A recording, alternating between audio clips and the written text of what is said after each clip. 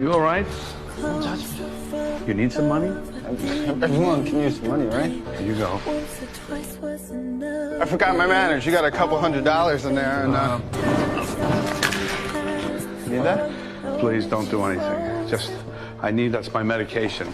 I've traveled across the country to see my children. Each time I find one, I ask them the same question. You happy?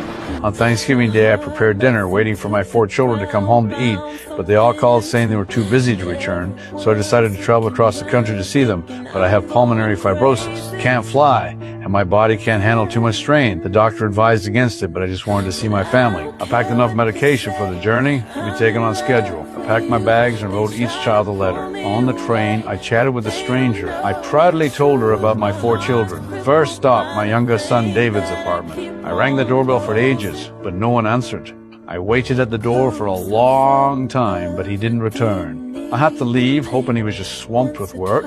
I walked to an art gallery and saw a painting whose style felt familiar. I looked down at the signature. It was my son David's name. I remembered when he was little. David said he wanted to be a painter. Clearly, he'd made it happen. The next day, I returned to David's apartment. A neighbor helped me get inside. At David's door, I knocked for a long time, but no one answered. Kept telling myself he was just out running errands.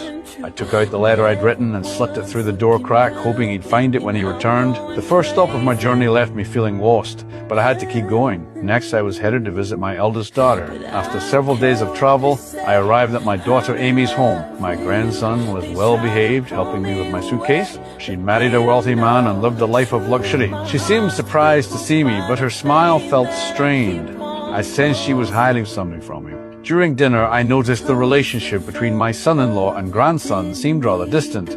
I suggested staying a few days before heading to visit my eldest son, Robert.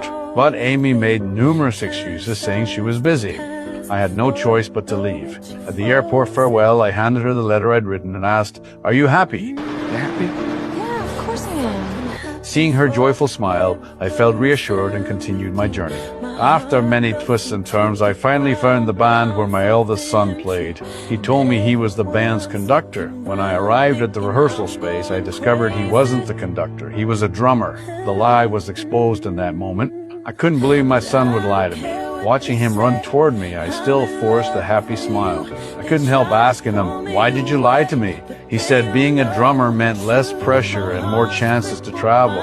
Being a conductor was just bragging. I encouraged him to return to school for further studies, offering to pay for it myself to strive to become a real conductor, but he insisted his current life was what he wanted. I wanted to stay and accompany him for a few days, but he